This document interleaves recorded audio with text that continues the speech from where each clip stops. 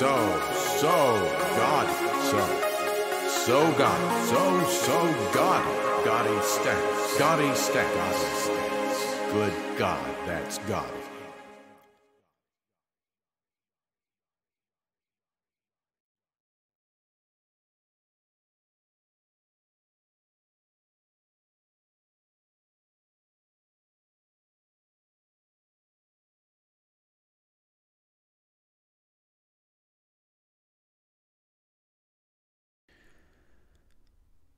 You know, I wanted to talk about this when it first came about, this whole Tebow business. Because I remember looking over his stats one time, and there was something about those stats that it popped out at me in a bad way. It stunk. There was something stinky.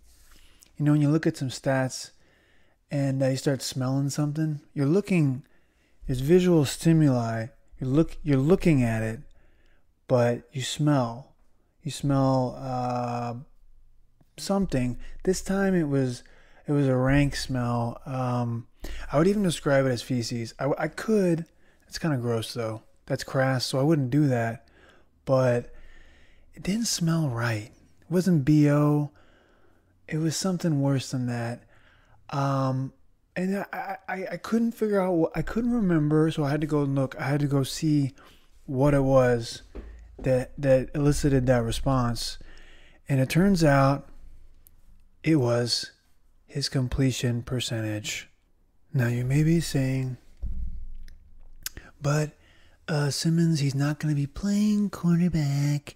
He's going to be playing tight end, blah, blah. You know, you're right about that. And he may not play it. I mean, he may not make the team, which seems unlikely though. Isn't he neighbors with Urban Meyer? He's so awkward. You're neighbors with your prospective coach, and then he rejects you, cuts you, and then you see him, walking his dog a few days later. Awkward. But I think he'll make the team. That's my uninformed opinion from old Benny Six-Pack over here. Regular guy. Regular Joe. That's just my prediction. But, this is a confession. I do hate watch and hate listen to Undisputed sometimes. And I look at myself in the mirror at the end of the day and I say, why, Simmons? Why do you do that? As a single tear slowly goes down my cheek. And my reflection says, well, fuck you, man. It can be entertaining to hate listen and hate watch things. Skip is insane. Skip Bayless I'm referring to. I think Shannon's hilarious at times. So yeah, I'm just revealing that to you. I don't always, but every now I like to check in to see what they're talking about. And I checked in, and Skip was railing about how Tebow's amazing and he got shortchanged, all this different stuff. And I was like, so how good was Tebow really? We know in terms of stats, because I remember Osbo, because he had him on his fantasy team, and he was great. I mean, for fantasy, a lot of rushing yards, a lot of touchdowns. But was he a good quarter? Like when you look at quarterbacks that are really good, you see like high completion percentage. Let's look up Drew Brees. Because I think what did he have, like 70% completion? I mean, career 67.7 completion percentage. He had 70.5 last year, 74 the years before. I mean, he was just, a lot of checkdowns, blah, blah, blah. But most coaches like to have a quarterback who can complete a high percentage of passes. They want the full playbook to be open. I'm speaking as somebody who knows so much about football. I'm an expert. I'm a former player. I don't know shit. I'm a fantasy player. Okay? That's the extent of my knowledge. All right? Take it or leave it. By the way, R.I.P. to Drew Brees' career. We're gonna have to do a podcast about Drew Brees. One of my faves. I'm gonna miss you, man. You fucking diminutive quarterback who threw a lot of high percentage passes and racked up a lot of stats and won a Super Bowl. My fantasy teams, thank you, sir. And also, he screwed me over because there was times where I liked him too much and it clouded my brain and I couldn't think. But, you know, happens to all of us. Love can be a foggy beast. Is that? It can be a temptress, a cruel temptress, you know? Fantasy football love, that is. What the fuck am I talking about? I don't even know, man. Anyways, so I went back through Tebow's game log. Okay, have I even said what his completion percentage is for his career? Or should I save it? No, just go ahead and say it. And then you can just turn off the podcast and go about your merry way. I mean, I'm just reciting stats to you. That's the whole podcast. So you could probably just go to basketball reference / football reference and forget this podcast if you wanted to. But no, it's 46.49%. That's his career completion percentage. So it's like 20%, over 20% less than Drew Brees's. It's a little unfair to compare him to Drew Brees, but what's league average completion percentage?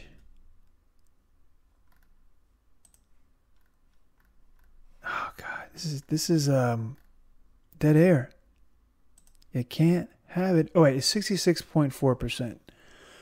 So that's average.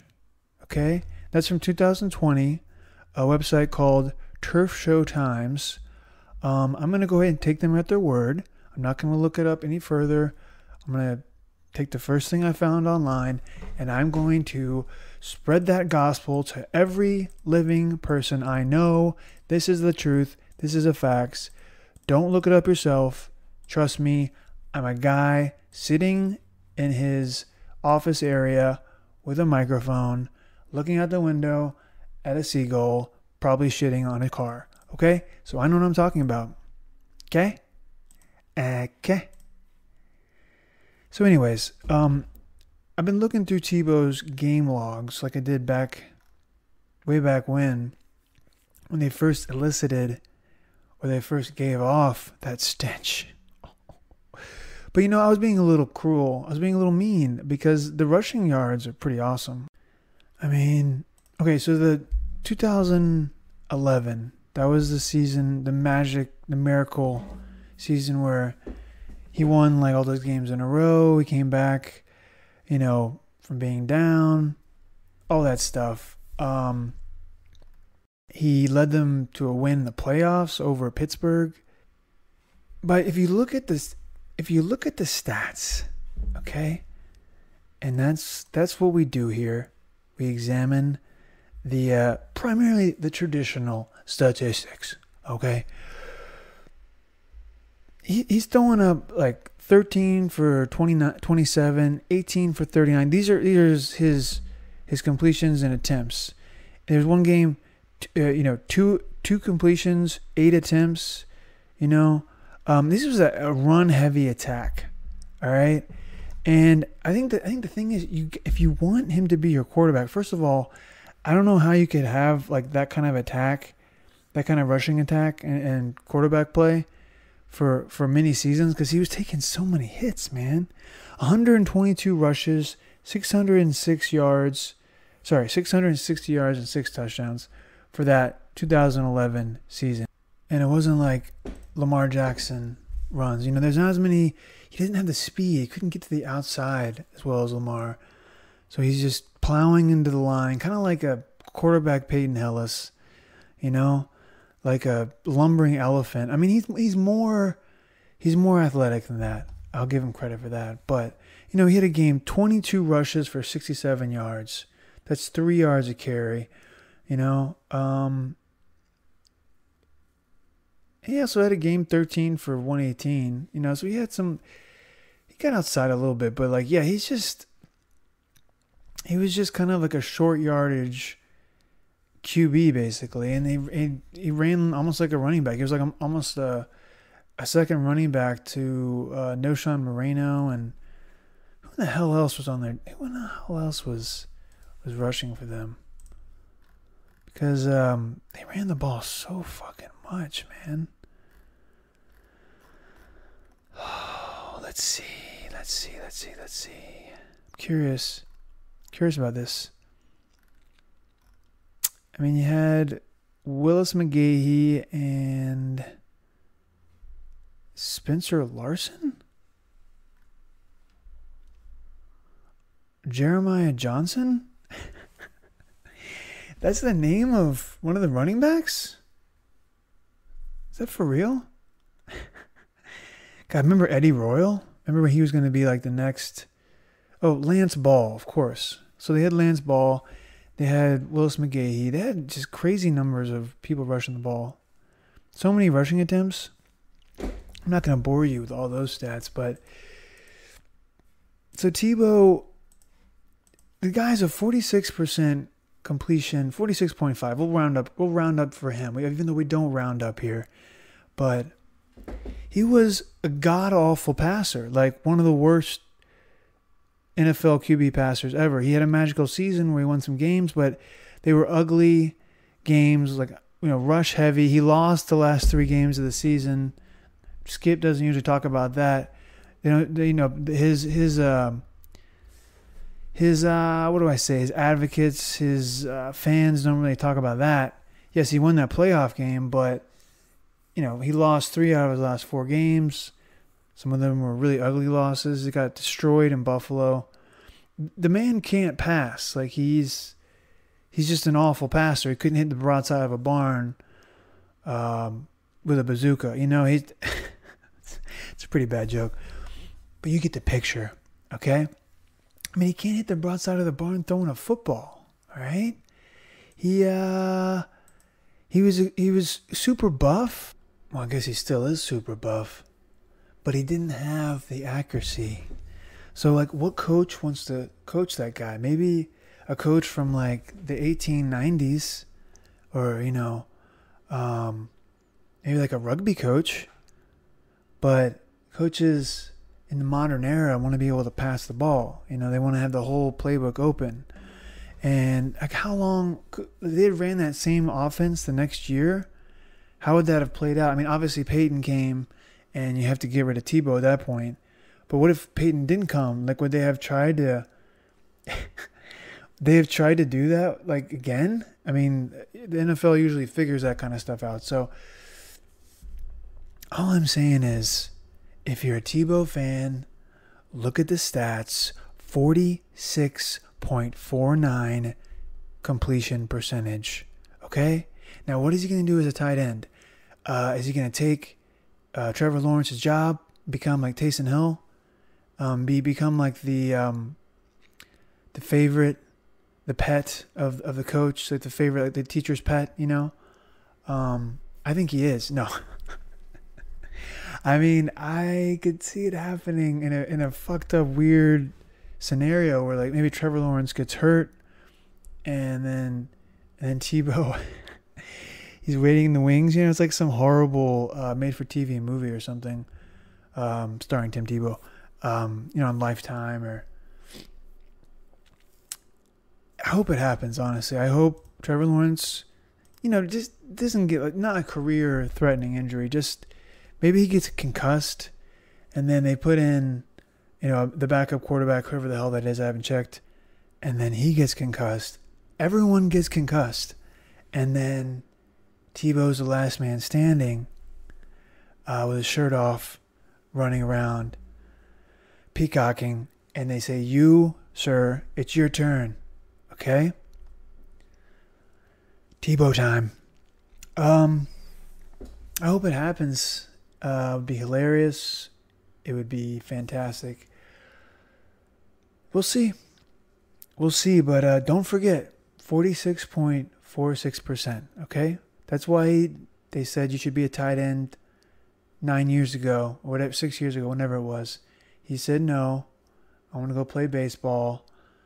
I want to have a really red face, and I want to be really enthusiastic, and I want to be kind of annoying. Is my bias showing? Maybe a little bit. Never been a fan. I enjoy the jump passes. I like what Urban Meyer did with him in Florida. I think you could do some creative stuff with him, but you just can't open up the playbook, you know? I'm trying to think of a metaphor, you know? If Breeze is like Mozart, you know, then Tim Tebow is like a guy, you know, he's like the Mozart of passing. Not Tom Brady, Drew Brees. And Camp, I hope you're listening. Not Tom Brady. Drew Brees is the Mozart of passing, obviously. And Tim Tebow would be, you know, like Vanilla Ice, maybe, of passing. But even Vanilla Ice had rhythm. Is Tim Tebow like me when I make a beat or something? Or like some guy just like making a beat like on his drum machine or something? And then like a couple little tee. No, that's too complicated. It's like dun, dun, dun, dun, dun, dun, dun, dun. That's Tim Tebow's level. And Mozart's like dun, dun, dun, dun, dun, dun, dun, dun, dun. Really complicated. Tim Tebow is, you know, the bare minimum. Even that he fails. Being so critical. But no, I mean, it would be fun if he was a quarterback again. I would love it. Great fantasy player. A lot of rushing yards. But again, you are confined to his skill set, which is runs up the middle and fist pumps, which are great. But like little swing passes, they're usually are like 5 feet above the running back or underthrown deep balls. And, you know, occasionally he'll pull off something and become amazing in the fourth quarter, you know, win a game. He does have something magical about him. And I admire his gumption and his grit. He could be a leather diaper guy. I don't know. But, I mean, I did give to Taysom Hill this year. That was my vote. Which broke, you know, decades of wide receiver only. But he's kind of a leather diaper guy. We'll see what happens. Now that he's a receiver, tight end, you know, / H-back / future quarterback for the Jaguars, we'll see. You know, he's from Central Florida, right? This could be the beginning of the Tebow dynasty at age 34. I'm so snarky sometimes.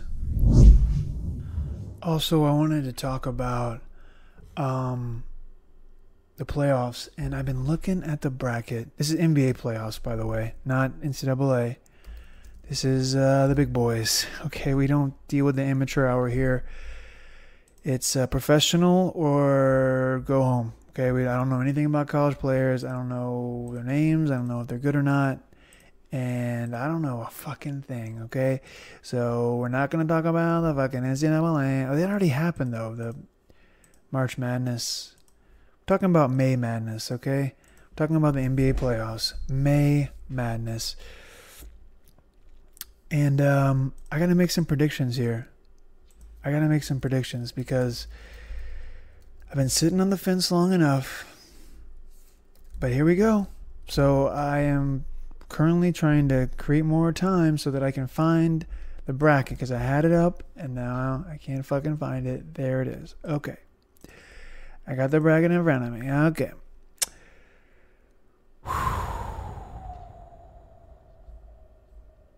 You know, I've been thinking about this and there's a little voice in the back of my head that keeps saying the Lakers are going to win.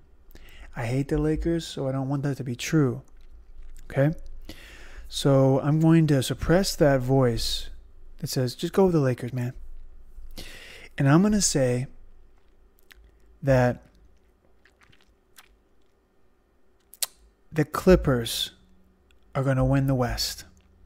Now, I picked the Clippers last year, and I got burned like a lot of people did. All right? I got burned, and it hurt.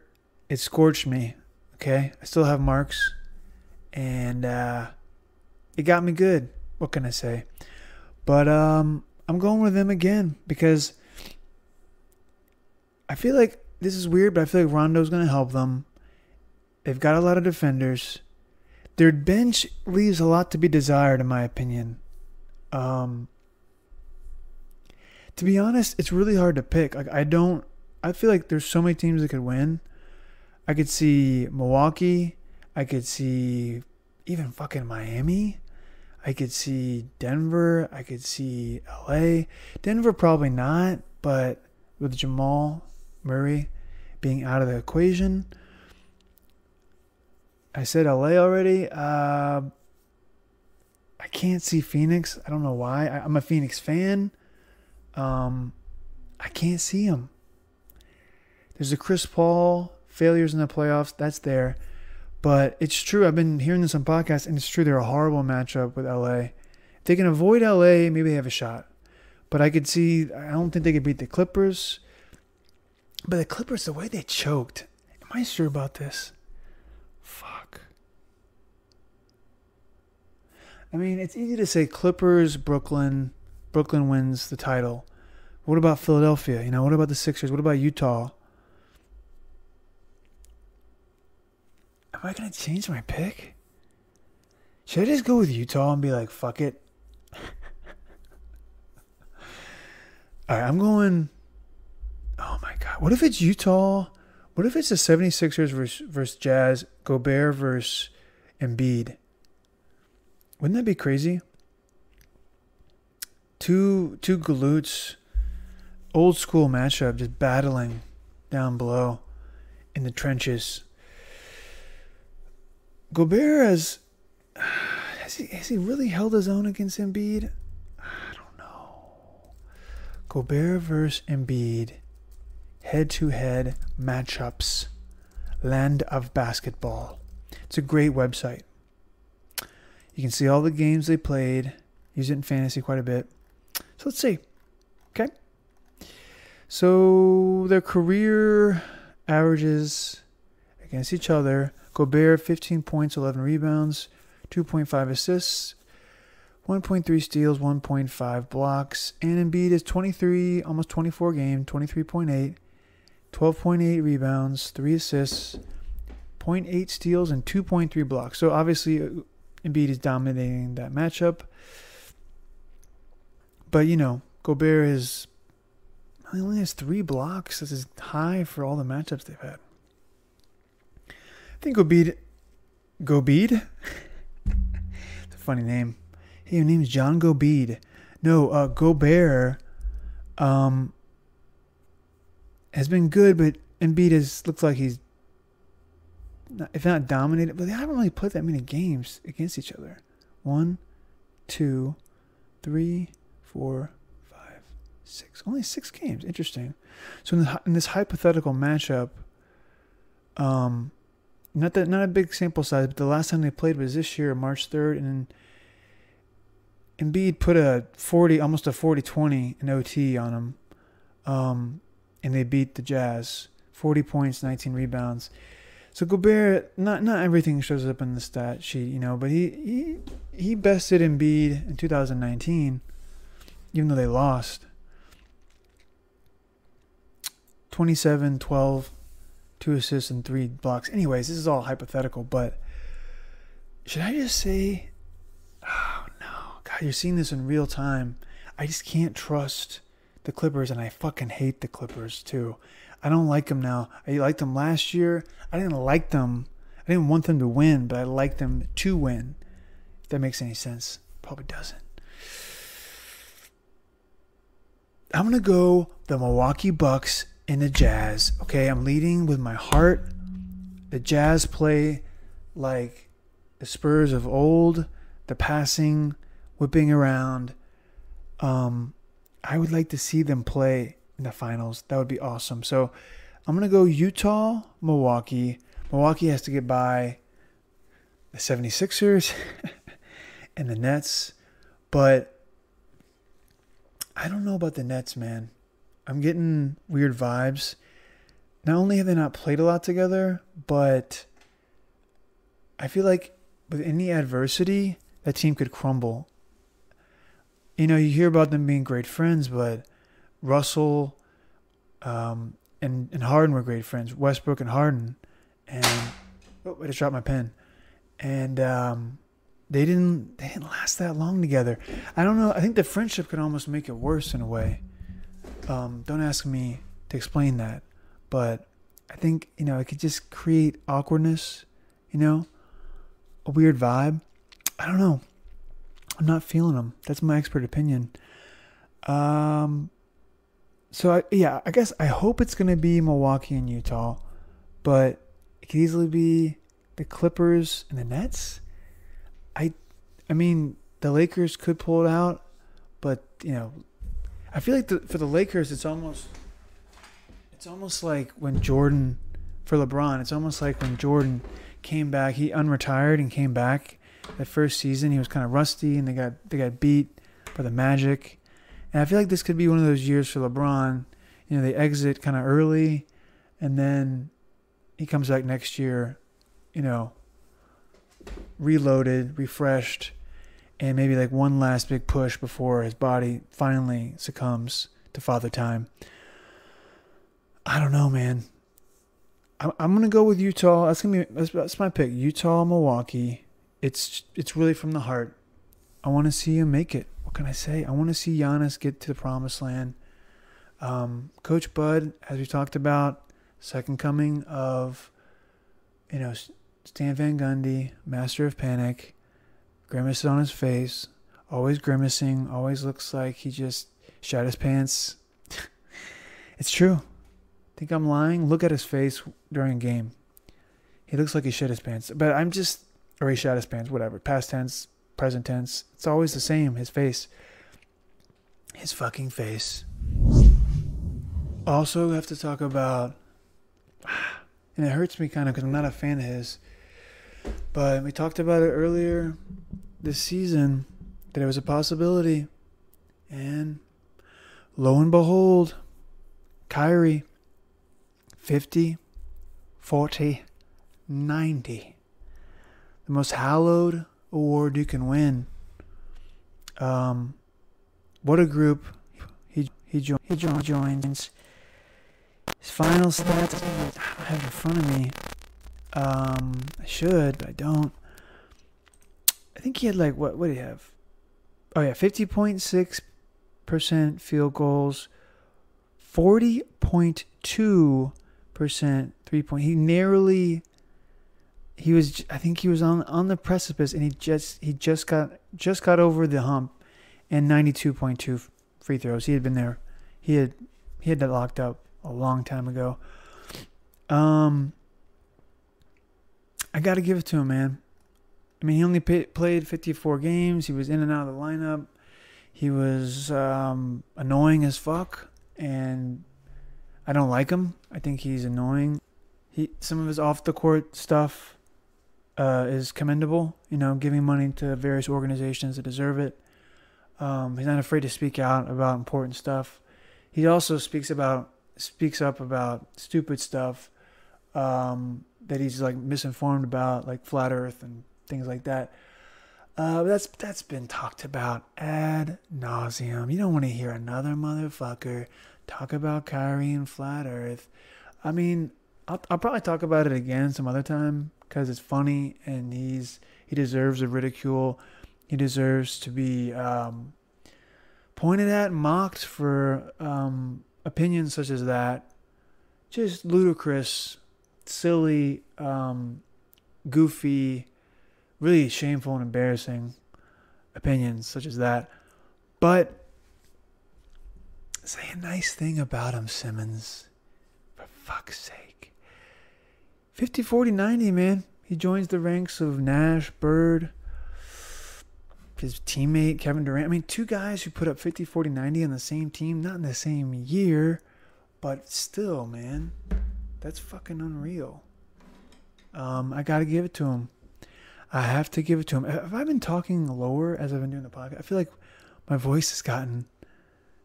I'm like whispering. I'm going to talk louder now. No, I got to give it up. 50, 40, 90. He joins, Malcolm Brogdon, who I kind of poo-pooed at first, but talk about a guy the Bucks shouldn't have let go of. Although injuries seem to be an issue with him. But I still like him.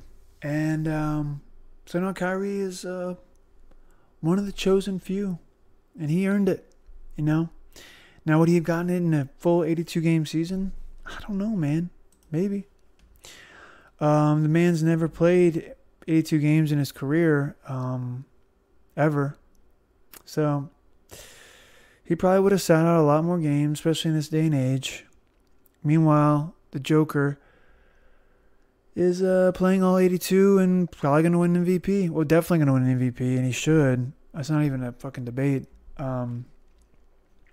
Joel Embiid and his broken down ass had to sit out a lot of games. He was dominant. He would have won MVP if he had played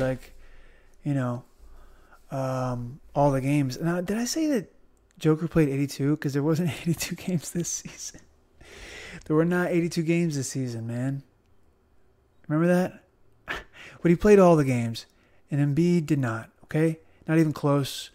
And, I mean, fucking Jokic almost put up a triple-double as a center. The greatest passing big man of all time, some would say.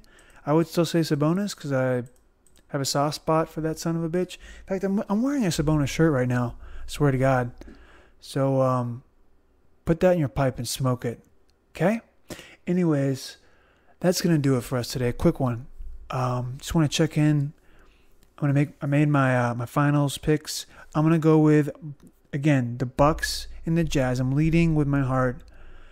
If I really someone put a gun to my head, I would probably say like Lakers and Nets. But they're not. There's no one, that old Bill Simmons thing, putting a gun. There's no one actually there right now with a gun to my head. Why would they do that? Why would they put a gun to my head and tell me to make a sports prediction? Doesn't make any sense. It's fucking weird. It's dark. No one's doing it. No one will ever do it. I hope not. Just knocked on wood. Knocked on my dick. No, I'm kidding. Anyways, thank you so much for listening. I hope to be back on here soon, possibly with some friends, to talk about some NFL action, maybe some free agency. Well, not free agency. Maybe the season preview.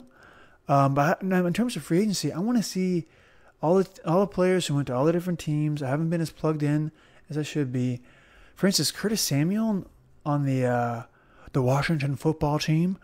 Wow. What's he gonna do there? I'm curious with Fitzmagic. What's Fitzmagic gonna do? Magic. He's gonna make some magic. That's what he's gonna do. But if it's anything like his previous stops where he was kind of like given the keys, he might fizzle. Okay, but he still might put up some points.